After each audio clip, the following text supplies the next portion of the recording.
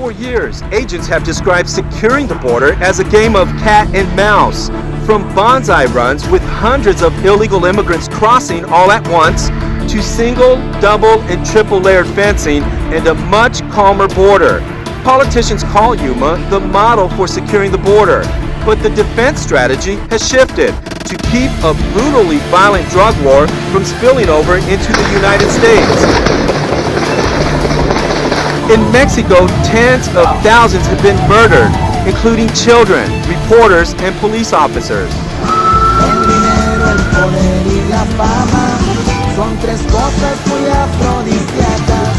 This conflict is also met with the glorification of the mafioso lifestyle.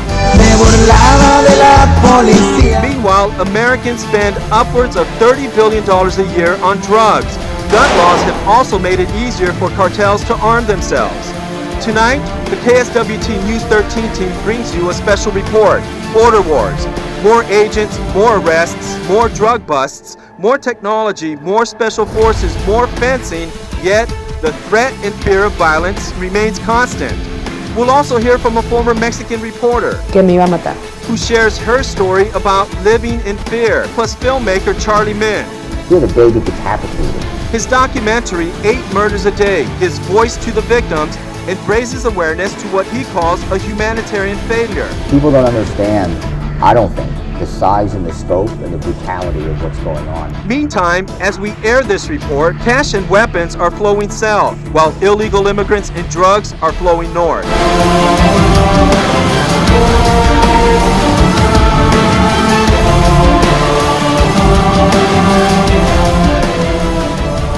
Good evening, I'm Steve Nunez. And I'm Jennifer Jones. Thank you for joining us. In the fight to safeguard our border, multiple law enforcement agencies make up a multi-layered wall of defense. This defense includes the U.S. Border Patrol, Customs and Border Protection, the FBI, the DEA, local, state, and tribal police, and the Army National Guard. On the other side of the border, Mexico claims it's deployed 40,000 soldiers to fight the cartels mano a mano.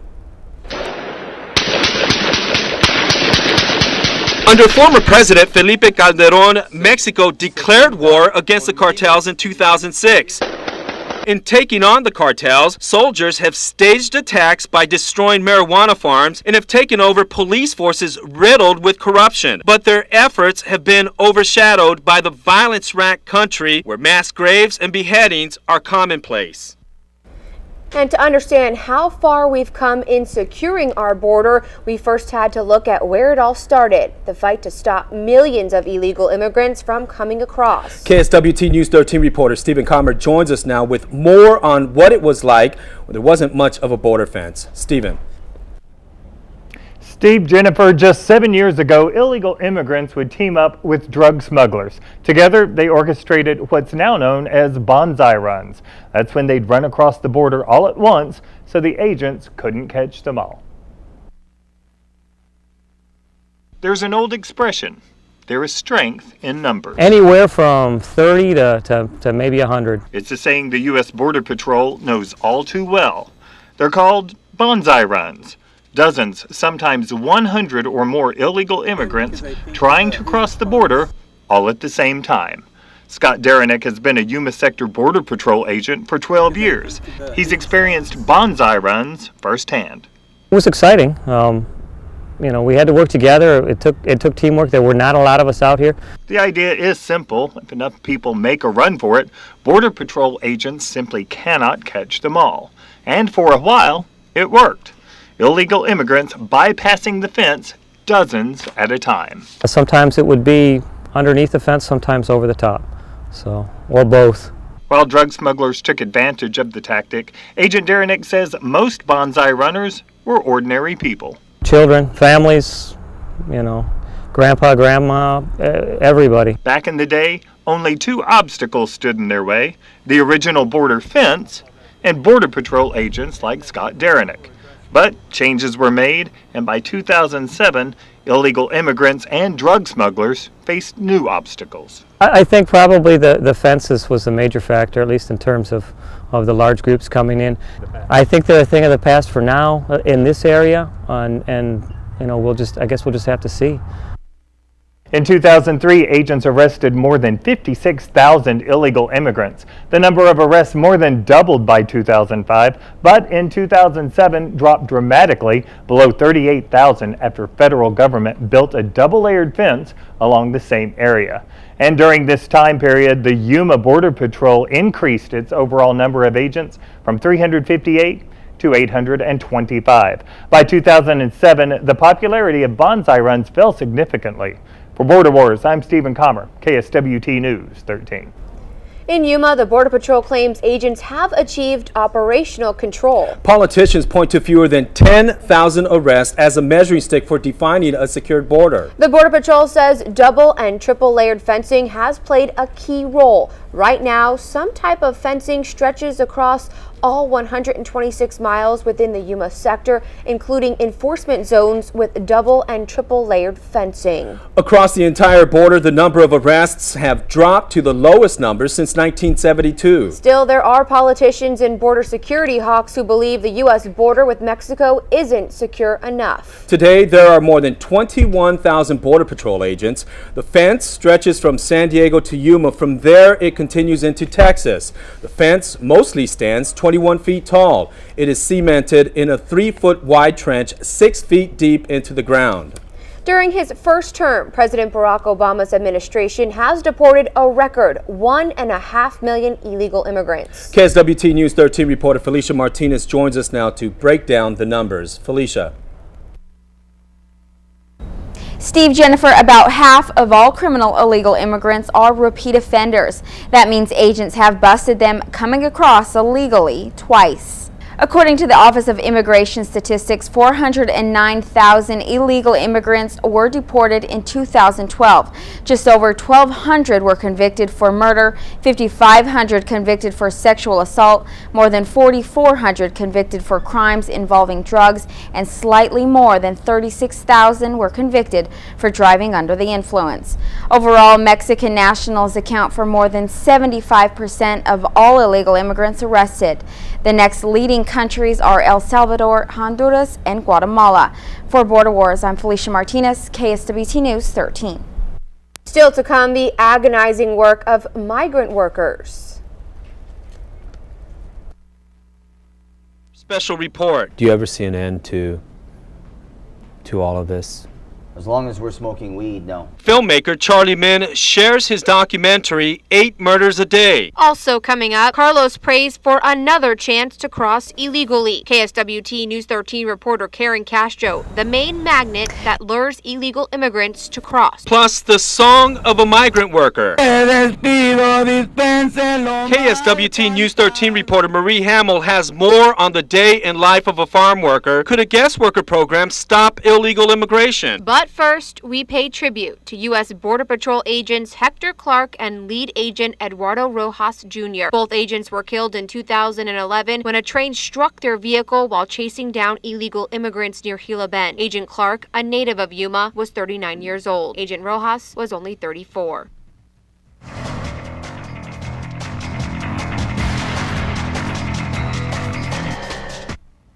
And welcome back to Border Wars. Under President Obama's deportation policy, repeat offenders are sentenced to a minimum of 6 months in prison. Still, despite the threat of facing jail time, the lure of jobs continues to be the main magnet drawing illegal immigrants. KSWT News 13 reporter Karen Castro visited a shelter in Mexicali where migrants are buying time waiting to cross illegally into the U.S. Karen. Steve, Jennifer, I talked to one man named Carlos who also represents the underbelly that comes with illegal immigration, the exploitation by smugglers who charge $2,000 to $3,000 to bring migrants across, yet there's no guarantee they'll get past agents or even survive the harsh, rugged desert. Hotel del Migrante sits just a few hundred feet from the international border in Mexicali. On the inside, dozens of men from foreign countries, all with one goal, to make it across into the United States. Carlos is one of them. Yo pienso que Dios me va a dar una oportunidad y esto es mi mente. Carlos says God will give him the opportunity to reach his final destination, New Orleans. Carlos is from Honduras. Me angustiaba saber de que mi madre andaba rodando y no tenía una sombra. At a young age, after seeing his mother constantly arguing with his alcoholic stepfather and not being able to help her financially, he decided to migrate to the United States. By 2005, Carlos was living and working in New Orleans. He worked construction, helping rebuild houses destroyed by Hurricane Katrina. The money was good, but after 2.5 years in New Orleans, Carlos got homesick and bought a one-way ticket back to Honduras. A causa de un dolor de cerebro y depresión por la angustia de tener mi madre de repente largo y mi esposa, mi hijo, y me desesperé pues en He ese says he tiempo missed his porque wife and kids and was worried he will never get to see his mother alive again. Carlos was happy for a while, but he ran out of money and couldn't find work in his Honduran hometown. So Carlos decided to return to New Orleans for a second time. But he didn't make it. He ran out of money before crossing into the United States for the second time. He's been living at Hotel del Migrante since November and sells fruit on the streets to make money so he can continue his journey north. This two-story building used to be a hotel and now shelters immigrants from many different Latin American countries like El Salvador, Honduras, and Mexico. It has approximately 40 bedrooms like this one. They're about 9 feet by 9 feet and sleeps 4. And although this bedroom is empty right now, we're told there's never an empty bed. Carlos says going back to Honduras is not an option. The allure of working in the United States again is too strong. He says he will try to cross the border again when the time is right.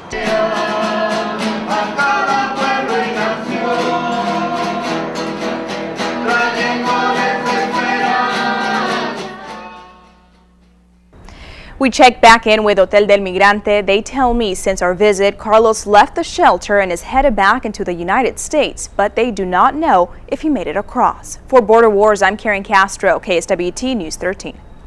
A popular argument among immigrants' rights advocates is that illegal immigrants are doing the jobs Americans won't do. Ironically, here in Yuma and Imperial Valley, an agricultural guest worker program represents a key solution some say will help stop illegal immigration. KSWT News 13 reporter Marie Hamill spent a day capturing the agonizing work of picking lettuce. Marie. Steve, Jennifer, I followed a group of migrant workers starting with their bus ride from San Luis to a lettuce field in Yuma. There's no doubt their work is rigorous and tough. Migrant workers tell me it's a job Americans don't want to do. Si van a Estados Unidos, ahí van a trabajar. It's 9:30 in the morning. One migrant worker sings as the bus rolls out. His song tells a story about being a migrant worker in America. For Jesus, his work days can be as long as 16 hours.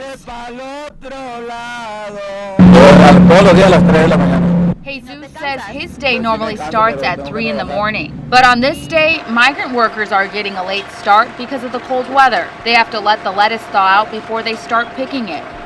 Mary Lou is one of 4 women who works on a 12-member team. She's a U.S. citizen. Deben de tratar de hacer algo porque esa es una injusticia muy grande. Mary Lou calls the long wait times to cross the border an injustice, especially to migrant workers who have legal documents to cross. Finally, the bus comes to a stop an hour later. The workers sharpen their knives, put on hairnets, gloves, and booties, and then get straight to work. The pace is fast, redundant, and rigorous. Teamwork is crucial. The more they cut and box, the more they get paid. We asked Mary Lou if she believes migrant workers are taking jobs from Americans. El americano pues no quiere trabajar el campo. She says Americans don't want to work in the fields. Only Mexicans do. Mary Lou does not believe the guest worker program is enough to solve the shortage of migrants hired to work in the fields. Pero ojalá lo hicieran más, que lo hagan y que lo cumplan. She hopes the government will do more to bring over people from Mexico who need and want work. She says many Mexicans are still waiting to get their legal permits. According to Tino, in 6 years working in the fields, No se miran los americanos aquí. ¿Y por qué crees que ellos no quieren o pueden trabajar aquí en el campo? I asked Tino why he believes Americans don't want to work in the fields. He says it's hard work and Americans would rather make more money. Jesus says he picks lettuce to give his 17-year-old son a better life. Para mí, que sea un licenciado o un abogado. And hopefully a chance to go to college to become a doctor or a lawyer. After 10 hours of bending over and picking lettuce, their work has ended, but not their 2 to 3 hour journey to get home. Again, they turn to song to rejuvenate their spirits, get a couple hours of sleep to come back to work. Migrant workers normally work 6 months out of the year and make between $12,000 and $14,000. For Border Wars, I'm Marie Hamill, KSWT News 13. Innocent people continue to get caught in the crossfire of Mexico's drug war. So far, more than 60,000 people and counting have been killed over the last 5 years. Coming up next, we usually see them before they see us. Agents still use horses to help catch drug smugglers. KSWT News 13 reporter Felicia Martinez takes us on a ride-along. But first, we pay tribute to U.S. Border Patrol agent Brian Terry, shot and killed by drug smugglers near Nogales, Arizona in 2010. 2 assault rifles found at the murder scene were tied to the federal government's botched gun-running operation known as Fast and Furious. Agent Terry was 40 years old.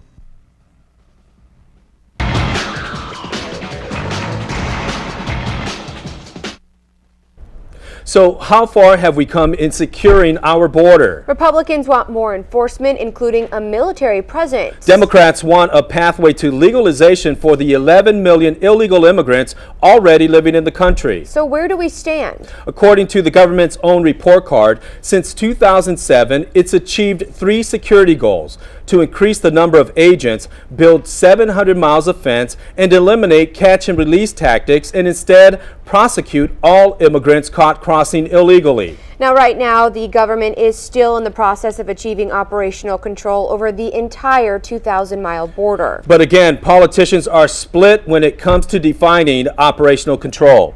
Well, one way agents have always stopped smugglers and illegal immigrants from coming across is on horseback. KSWT News 13 reporter Felicia Martinez rode along with agents to see how effective the unit is in securing our border. Felicia. Steve, Jenny, I went along with the El Centro Border Patrol's horse unit. Agents took me to an area along the base of Mount Signal. This area is considered a dangerous hotspot where drug smugglers like to cross. Agents on horseback receive extensive training. For 15 years, Agent Robert Marroquin has secured our nation's border with the U.S. Border Patrol.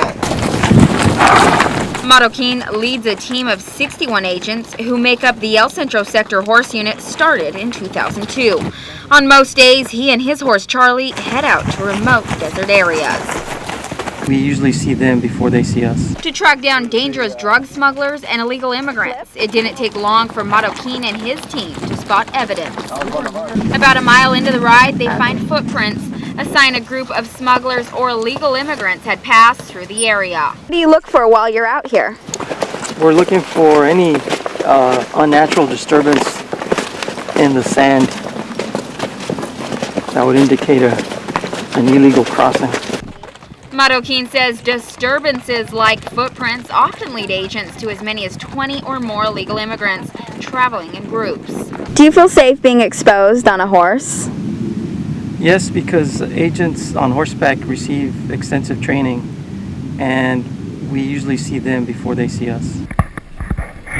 Overall, agents go through 4 weeks of rigorous training on how to ride through treacherous terrain and spot and track footprints from on top of a horse. With technology evolving, why are we still using horses?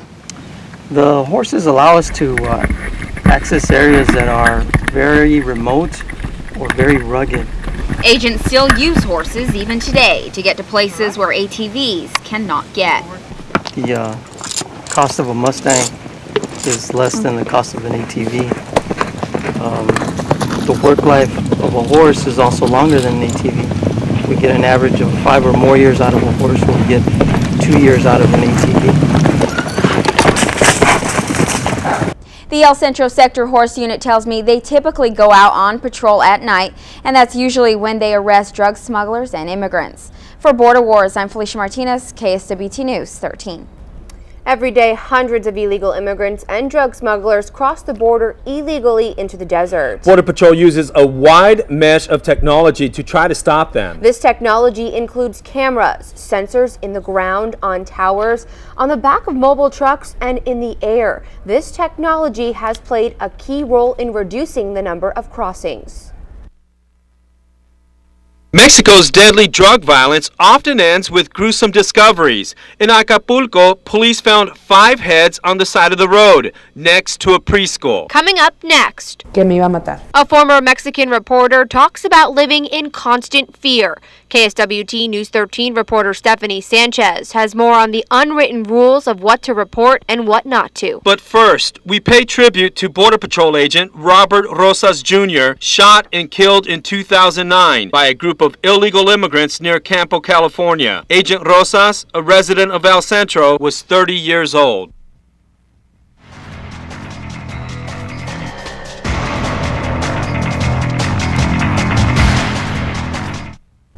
Welcome back to Border Wars. The job of a Mexican journalist has been called the most dangerous job in the world. KSWT News 13 reporter Stephanie Sanchez spoke with a former Mexican journalist who shares her story on what it's like to risk her life. Stephanie. Jennifer and Steve, in order to protect the identity of the former reporter we interviewed for this story, we will call her Sophia. She tells me reporters are regular targets of death threats and bribe money as a way to tell them what to report and what not to report. Que me iba a matar. Sophia says a pollero once threatened to kill her because he found out she was covering a story that exposed him as a smuggler. ¿Qué pensaste cuando te estaba amenazando de que te iba a matar? Pues pensé en cuidarme más, pero nunca pensé en dejarlo de hacer. She says drug cartels and smugglers often use death threats to warn off reporters, but she says the first death threat she received didn't even faze her. Me corretearon, pero más bien fue para darme un susto, porque si ellos hubieran querido, si me hubieran alcanzado y si hubiera sucedido a lo mejor otro tipo de cosa, ¿no? A lo mejor ni estuviera aquí. But one afternoon, she clearly got the message. Sophia says she was eating lunch at a taco stand when someone in a truck drove straight towards her. She narrowly escaped the oncoming truck. Sophia says the failed attempt was meant to intimidate her because she knows that if they really wanted to kill her, they would have done so.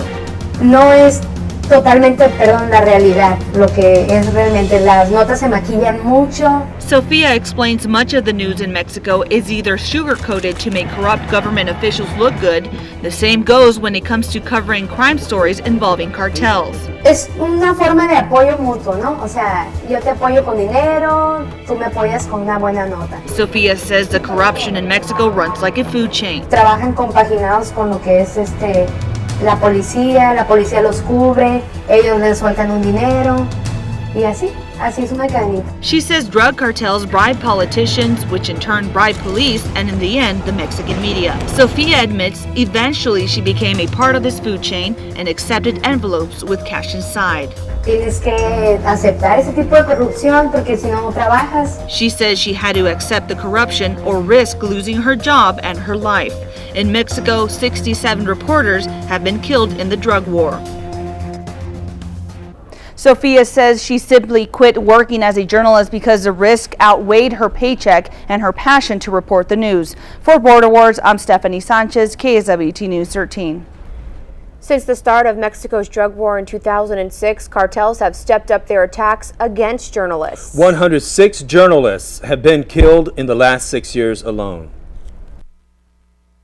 The workings of the ruthless cartels. This video captured by journalists shows a cartel kidnapping a rival member in broad daylight. Plus, coming up after the break, The violence is not spilling into the United States. Everyone has that wrong. we'll hear more from Charlie Min, who filmed the documentary 8 Murders a Day, on why he says the violence is spilling south and not north. But first, we pay tribute to Border Patrol agent Luis Aguilar, killed in 2009 after a drug smuggler ran him over in the Imperial Valley sand dunes while trying to escape back into Mexico. Aguilar was only 32 years old.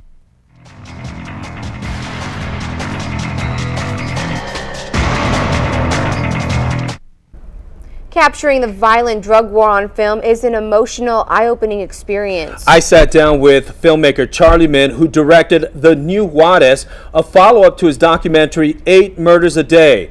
We wanted to know why he says the war on drugs is the greatest humanitarian failure. We have to go by results, Steve. We have over 100,000 dead in the country because of his declaration of war on the cartels. At first, people in Mexico, a lot of them applauded his decision to challenge these organizations. But we have to look at the end result. At the end, the plan was completely misplaced. It was rushed, it was misplanned, and as a result, it ended up to be a disaster for the country of Mexico. You pretty much tell it like it is. Well, I'm speaking for dead people and their families. You can't sugarcoat this. You have someone dead on the floor with a bullet through their head. You have a baby decapitated in Chihuahua 3 years ago. We had a baby decapitated. People don't understand, I don't think, the size and the scope and the brutality of what's going on. Why would you put yourself in danger to go and capture this film? The innocent Mexican people need a voice. My heart bleeds for them. The innocent Mexican ones who never asked for this war. What would you say to some people who would say, well, you're not Mexican? This is a human being issue. Doesn't matter what color you are. What are the images that you saw that still kind of, maybe not haunt you, but stay with you every day? Well, it's never pleasant seeing dead people. It's never pleasant hearing their stories and them breaking down in front of you. What about your psychological scars? Are you more religious today? Are you more prayerful, spiritual? I'm more in touch with humanity. There's no doubt. I'm more in touch with people's feelings. Was your life ever at risk? Of course, of course. I used to go in there at night in Juarez when it was a ghost town. You never know who's watching you. You never know who's perhaps studying you. But I've also said cartels like their artwork displayed, if you will. Why do they hang bodies off of bridges? Why does the Zeta cartel inscribe a Z on everyone's body after they murder them? So if anything, maybe the cartels like the fact that they're up on the big screen. Do you ever see an end to all of this? As long as we're smoking weed, no. This will continue. Americans love guns, they love their drugs. And if someone else pays the price for it, like Mexico, it's been proven. How much do we truly care? The violence is not spilling into the United States. Everyone has that wrong. The spillover is into other parts of Mexico. How do you think your documentary has made a difference in Mexico and in the United States? It's created awareness. I think it's elevated people's knowledge. A lot of people don't know about this tragedy. At the end, I'm just a filmmaker. I'm not a politician. I don't make the final call on anything. I do have some power where I could put out some material. People consider it. Now, Min says a portion of the proceeds from his film will be donated to charities that help victims of the Juarez violence. Mexico's morgues are struggling to keep up with the pace of drug-related killings. Countless bodies tell the story of escalating violence. Coming up next, cartels get medieval. It's just one example of the measures they'll take to cross drugs. But first, we pay tribute to Border Patrol agent Eric Cabral, who died in 2007 from heat exposure while tracking a group of illegal immigrants near Jacumba, California. Cabral was 31 years old.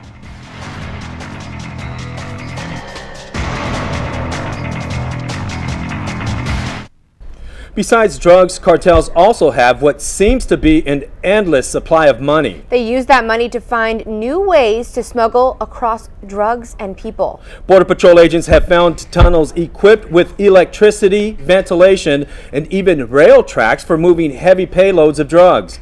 Most tunnels connect from a building on the Mexico side to one on the U.S. side. The most sophisticated tunnel was found in San Luis last year. It led from San Luis Rio, Colorado to a shopping center in San Luis, Arizona. The tunnel, equipped with lighting and a ventilation system, ran 60 feet deep and was nearly 755 feet long. Agents say cartels are using teenagers as young as 12 years old to tape narcotics to their bodies. Pay ranges between $75 and $300. Last year, a record 190 teens were caught smuggling drugs in San Diego County alone. Cartels are using Facebook to recruit many of these kids. And take a look at this. Those white canisters you see there are filled with 2.5 pounds of marijuana shot from Mexico with an air-powered cannon. The cannons can send canisters flying about 170 yards. Border Patrol agents recently found 33 canisters in a field near County 22nd Street and the Colorado River. And take a look at this photo. This silver Jeep Cherokee got stuck on top of a makeshift ramp. Was designed for vehicles to drive over the fence. And some smugglers use ultralight planes, like this one you're seeing here, to get drugs across. These small planes can be purchased online. They cost a couple $1,000s and can be built at home. In 2008, a pilot died after his ultralight crashed in a lettuce field near Yuma. The downed aircraft was loaded with 150 pounds of marijuana. Right now, Yuma and El Centro Border Patrol have dive teams that play a critical role in border security. I had a chance to dive with the Yuma team. These agents undergo extensive training to find drugs, bodies, and guns. Diver 2, Diver 3, start your search. From above the water, it's unclear what divers with Border Patrol Search, Trauma, and Rescue, also known as BORSTAR, are doing during an underwater search. But once you dive into the action, everything changes. Agents use a rope as their guide in covering an area. It's weighted on both ends.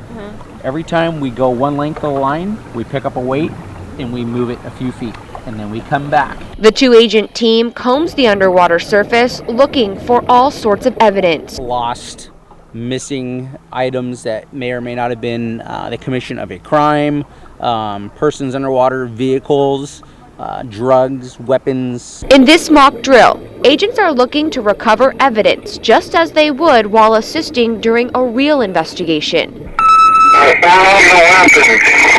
Agents then send up a service marker. In this practice drill, the pool water is clear, but that's not the case when they're diving in murky water such as rivers and lakes. When you sent the marker up, so in this case it was for a weapon. Yes. So that's easier to recover, but what if it was an ATM or what if it was Okay, a so the car? surface marker lets us know where the item is. It lets the surface know, that it's been found, and we need to go back to that item in limited visibility. We can follow that line back down to the item, and then we can determine what we need to recover. If it's something heavier, then we use lift bags, which are filled up with air, and they raise the object off the bottom. Agent Tyler Emblem says they've conducted underwater searches in just about every type of body of water. In the Colorado River, the Gila Gravity Canal, the All-American Canal, the Salinity, the East Main, the West Main Canal, as well as a number of different lakes within the Yuma County area. For the six-man dive team, communication is key. We work together as a team. We can talk to each other. We can talk to the surface. So we wanted to see how well they can really communicate during an underwater search. What do you look for?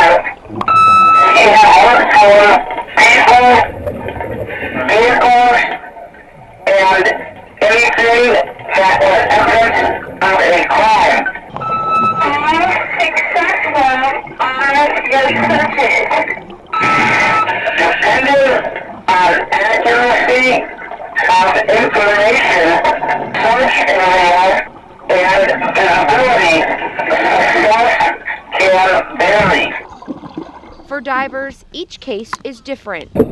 Some dives can take hours while others can take days. But when it's all said and done, the Borstar team lives by one motto. Plan your dive and dive your plan. Yuma's Border Patrol dive team can be deployed to any part of the country to help with any need, including natural disasters. As the U.S. ramps up security along the border, Mexican cartels are using submarines to smuggle drugs into California. These drug-running vessels can carry up to 10 tons of drugs. Coming up next, the murder of Douglas rancher Rob Krentz sparked lawmakers to pass SB 1070. Is it working? But first, we pay tribute to Border Patrol agent Richard Goldstein, who died in 2007 after he drowned in the Coachella Canal near Niland, California. Goldstein was trying to rescue his canine partner. Agent Goldstein was 37 years old.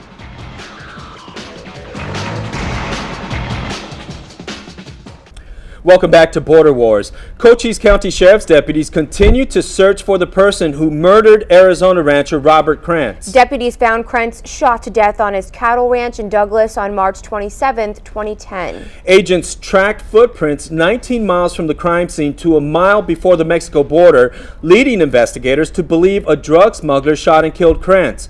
His murder sparked a national outcry for increased border security. Politicians also used Krentz's murder to drum up support in passing SB 1070. The U.S. Supreme Court struck down most of the law except for the most contentious part of the law. The Show Me Your Papers provision now allows police in Arizona to question the immigration status of those they suspect are in the country illegally. Maricopa County Sheriff Joe Arpaio also became a flashpoint of controversy surrounding SB 1070. Arpaio's immigration sweeps mirrored how the law was supposed to be enforced. During Arpaio sweeps, deputies stopped drivers for traffic violations to check their immigration status.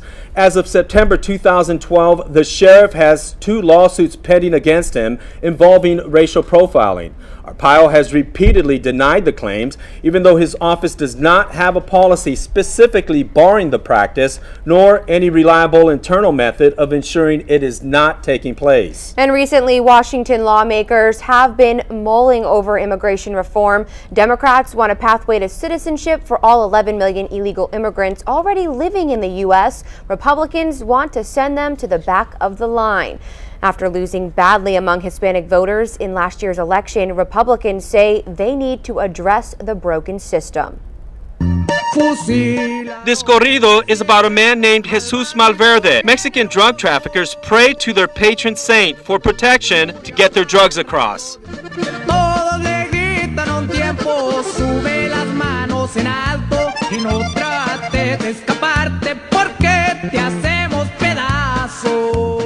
But first, we pay tribute to Border Patrol agent James Epling, who died in 2003 after drowning in the Colorado River. Epling was attempting to arrest illegal immigrants when he fell into a fast-moving river. Agent Epling was 24 years old.